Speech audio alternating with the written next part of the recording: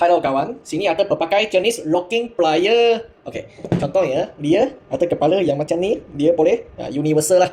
Jika korang punya nut atau pipe sudah loose, korang boleh guna ini ikat dia. Kasih ketat, adjustable, you boleh adjust dia punya kepala. Besar ke kecil. Selain ini pun ada ini, lebih bulat punya atau ini lebih petak punya. Jadi ada berbagai jenis kepala lah. Okey. Ini pun ada jenis yang bulat. Bulat punya boleh locking itu pipe. Bulat punya pipe lah. Apa-apa bulat punya pipe you pun boleh clip dia, stable dia. Jika korang nak wedding ke, ada apa-apa ke, sambung ke, pun boleh lah. Ini petak punya.